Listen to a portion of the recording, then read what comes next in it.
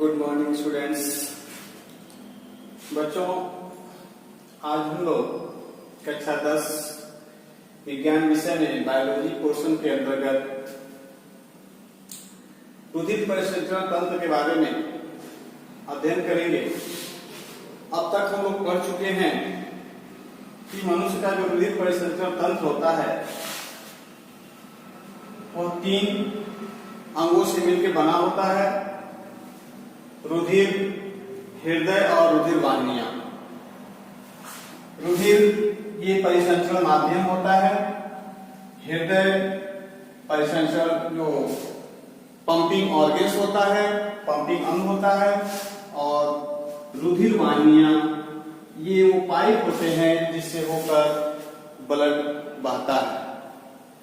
तो रुधिर और हृदय के बारे में हम लोग अध्ययन कर चुके हैं।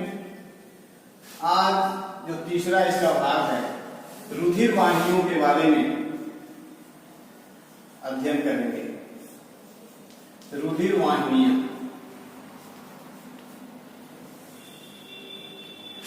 Blood vessels.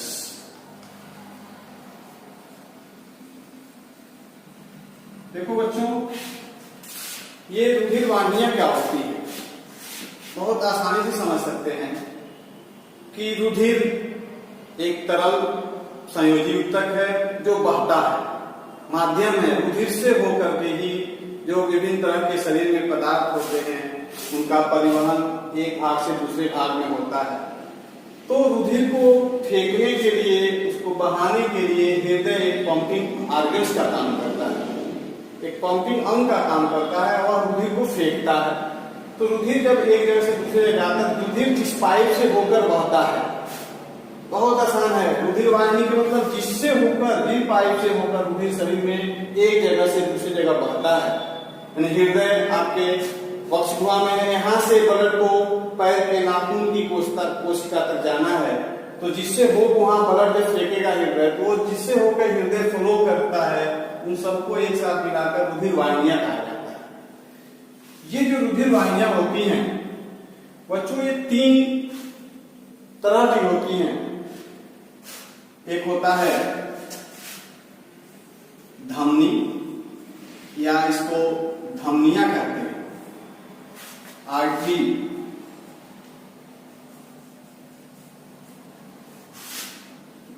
और दूसरा होता है शिराएं या शिरा, वेन्स। तो शिराएं बहुवचन में हो गया, ठीक है। धमनियां एक वचन है। बच्चों, तीसरा होता है केशिका।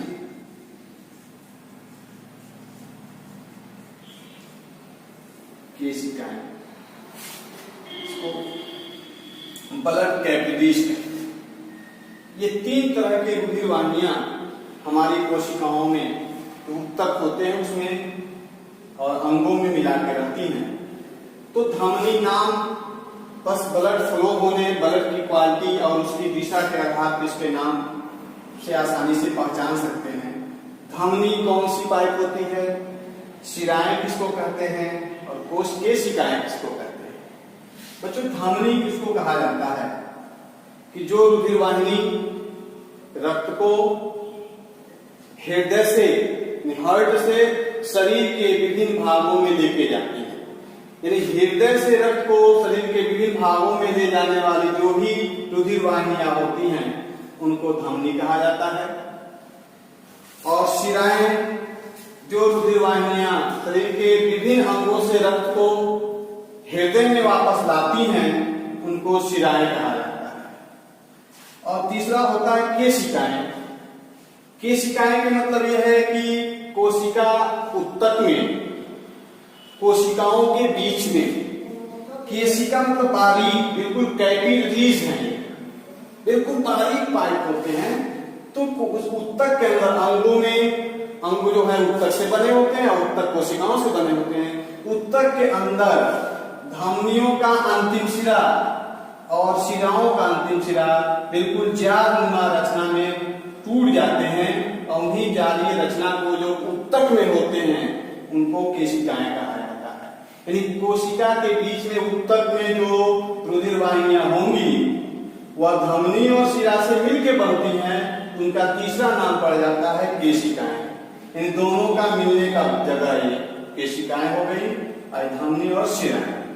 इनको हम आसानी से याद रख सकते हैं कि वे रुधिर वाहिनियों, ये धमनी मतलब वे रुधिर वाहिनियां जो रुधिर को हृदय से शरीर के विभिन्न अंगों में ले जाती हैं, उन्हें हम धमनी कहते हैं, यानी धमनी कहलाती है।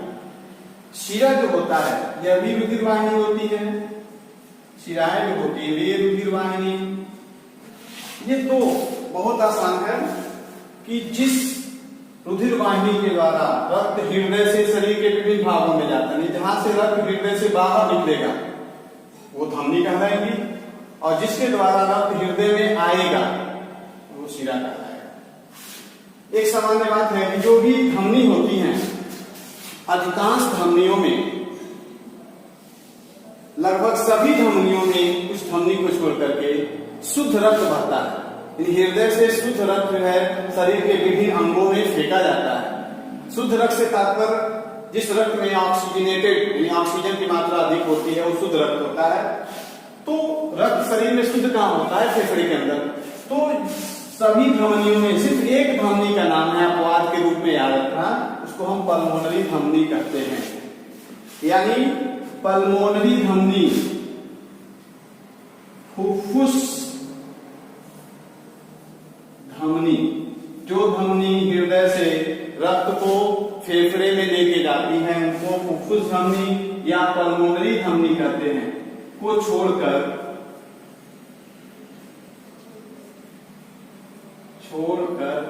सभी धमनियों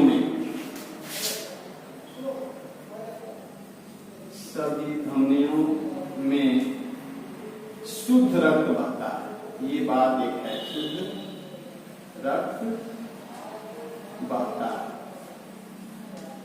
बस एक बात याद रखिएगा, सिर्फ जो है फुफ्फुस जो धमनी है इसी में अशुद्ध रक्त बहता है, बाकी जितनी धमनियां होती हैं सब में शुद्ध रक्त बहता है। और जो शिराएं होती हैं लगभग सभी शिराओं में अशुद्ध रक्त बहता है। अशुद्ध रक्त मतलब अनऑक्सीजनेटेड ब्लड, जिस ब्लड में ऑक्सीजन की मात्रा बहुत कम होती है, जो शरीर के विभिन्न भागों में ब्लड होकर जब गुजरता है उस ब्लड से ऑक्सीजन जो है कोशिकाओं में चला जाता है, और कोशिका में श्वसन क्रिया के फलस्वरूप वह कार्बन डाइऑक्साइड जो उत्पन्न होता है वह पदार्थ जो है फिर ब्लड में चला आता है, वह ब्लड ही अनऑक्सीजनेटेड ब्लड कहलाता है। तो एक ही ऐसा शिरा है यानी फुफ्फुस शिरा,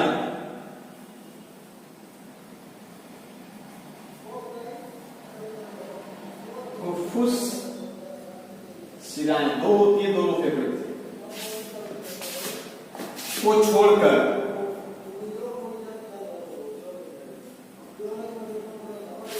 सभी शिराओं में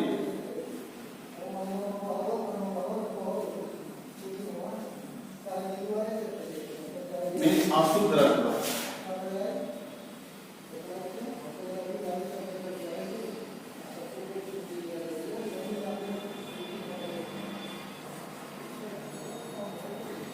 ये मुख्य विशेषता जो धमनी और शिराओं की होती है। इसके अतिरिक्त कुछ और विशेषताएं धमनी की होती हैं। जो धमनियां होती हैं उनकी दीवारें, यानी धमनी है उनकी दीवारें मोटी होती हैं, लचीली होती है, क्योंकि इसमें ब्लड जो है एक दबाव के साथ आता है, इसकी दीवार मोटी होती है और लचीली होती है। दूसरी बात यह होता है कि इसमें जो ब्लड फ्लो होता है, जो हार्ट से ब्लड जो है एक प्रेशर के साथ, एक दबाव के साथ इसमें फेंका जाता है, पंप किया जाता है, इसलिए इसमें प्रेशर ज्यादा होता है, जिसकी वजह से इसकी दीवारें मोटी बनाई गई होती है कि ये कहीं अधिक दबाव की वजह से फटे न। तो इनकी दीवार जो है लचीली, यानी जो धमनी की दीवार होती है लचीला होता है, ये लचीला और मोटा, जिसके वजह से आसानी से ब्लड इसमें फ्लो होता रहता है।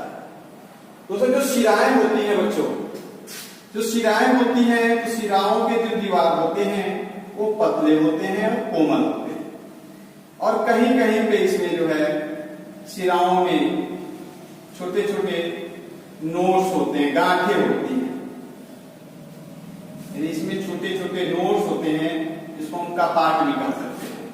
तो ये जो नोड्स होते हैं ये ब्लड को वन डायरेक्शनल फ्लो करते हैं, इसी को हम कपाट कहते हैं, नोड। तो बच्चों ये जो शिराएं होती हैं इनकी दीवार पतली होती है, लचीली होती है और इनके बीच में जो है कपाट पाए जाते हैं। ये कपाट ब्लड को वन डायरेक्शन, एक दिशा से ब्लड बह रहा है, उधर से आसानी से ब्लड जाता है, वापस नहीं आने देते। लेकिन इसमें एक प्रेशर से ब्लड बहता है, तो इसमें कपाट नहीं होते, सीधे ब्लड का फ्लो होता है।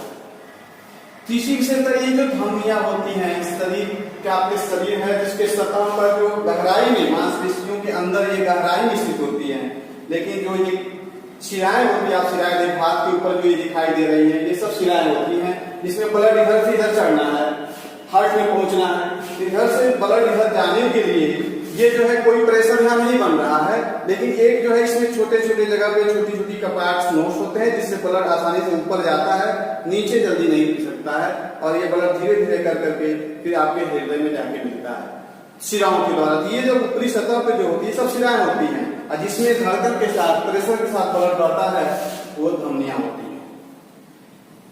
अब बच्चों जो तीसरा टॉपिक है केशिकाएं, आइए इनके बारे में हम देखते हैं। तो बच्चों जो रक्त केशिकाएं होती हैं, अंगों के अंदर अंग होते हैं, आप जानते हैं अंग ये जो रुधिर वाहिनी एक तरह से अंग ही कहलाएंगे। तो शरीर के बहुत से अंग होते हैं, अंग से मिलकर के अंग तंत्र बने होते हैं।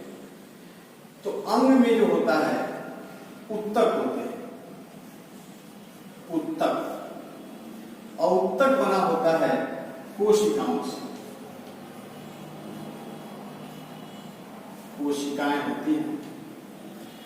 तो बच्चों जब ये धमनी हृदय से ब्लड को लेकर के शरीर के अंगों में पहुंचती है, तो अंगों में उत्तक होते हैं। प्रत्येक अंग जो है कई उत्तक से मिलकर बना होता है, और प्रत्येक उत्तक जो है एक समान कोशिकाओं का समूह होता है। जब उत्तक में पहुंचता है, ये जो धमनियां होती हैं ये कई अपने ब्रांचेज में यानी शाखाओं में टूट जाती है।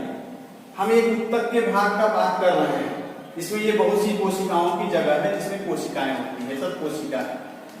तो कोशिकाओं के बीच में जो ब्लड वेसल्स होते हैं, रुधिर वाहिनियां होती हैं, जो बिल्कुल कैपिलरी बारीक होती है, बिल्कुल बारीक होती हैं, बाल की तरह। केस मतलब बाल होता है तो समझो, तो कैपिलरी नाम पड़ा हुआ है। तो बिल्कुल बारीक इसी जो वेसल्स होते हैं वही केशिकाएं कहलाते हैं। तो देखो कैसे ये जो है धमनी और शिरा एक दूसरे से संबंधित रहते हैं, और उसी के बीच में केशिका होती है। तो बच्चों यहाँ से ब्लड जाता है, तो कोशिका के उत्तक में जाने के बाद ये जो धमनी होती है अपने बहुत से शाखाओं में टूट जाती है, उन शाखाओं को कहा जाता है धमनिका।